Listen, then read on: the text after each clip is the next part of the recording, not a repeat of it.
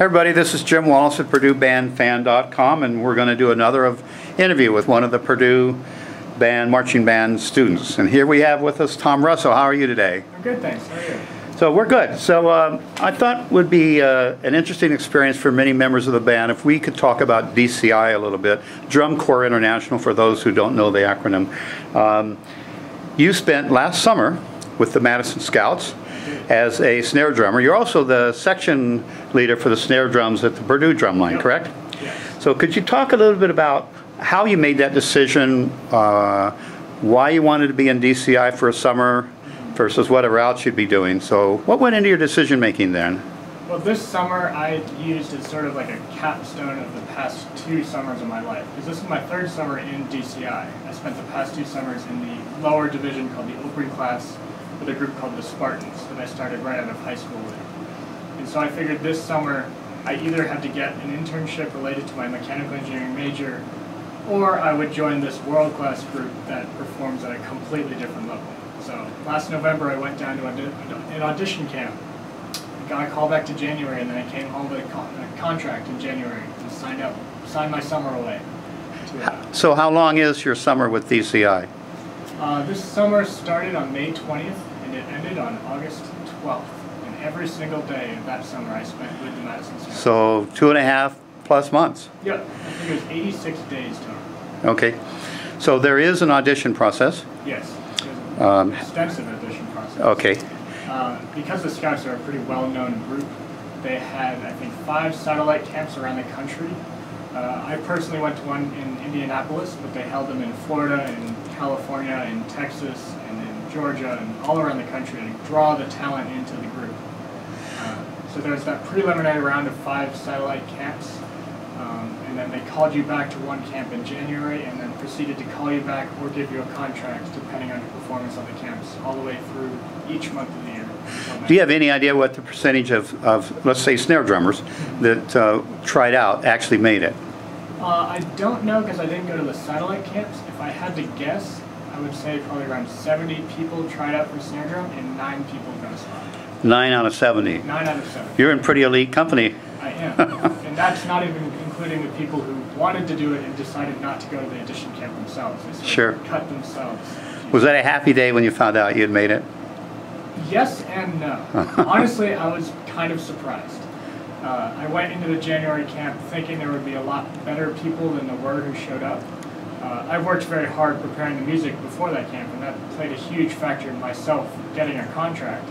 But even when I did, I was surprised and like, okay, I can't believe I'm actually going to do this. It was sort of like a reality check. Yeah. Afterwards, it was incredibly exciting. The fact that you had done it 2 other summers sort of helped you through that process, though. It wasn't totally foreign to you. Oh, yeah. The Spartans they're a lower class group, but the way they rehearse and the way they perform is very similar to the way the Madison Scouts did. It's just they do it for a shorter period of time. So I don't think people would be generally aware of a contract that you have to sign. What are the conditions of the contract? Well, the contract is basically making sure you're going to be there and you're going to do what they need you to do. So there's a contract for me to pay my, I think, $3,400 tuition that goes along with it, to come to all the camps, to be musically prepared, and a whole bunch of other rules and regulations around living together with a group of people. So let's talk about living, or the lifestyle that you live as a member of the DCI. You travel the country. Talk to me a little bit about such things as, let's start with food. Like, what do you eat in cafeterias, or go to Burger King? I mean, how does that work?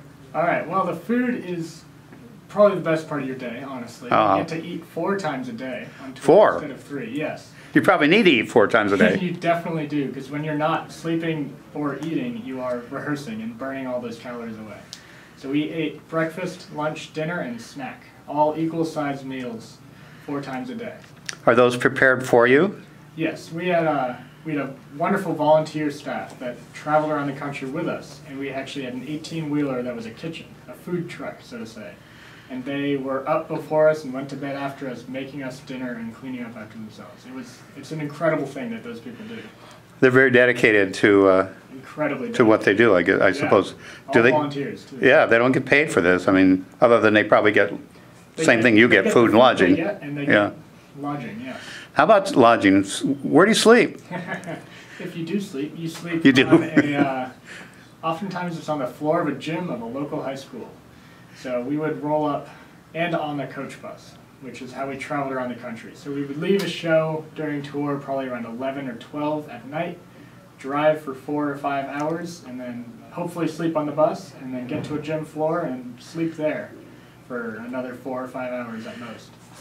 Was the bus packed? Were there Yes. somebody in every seat? Pretty much. I think we had 3 or 4 veteran members who got a seat to themselves, but most of us were crammed in there.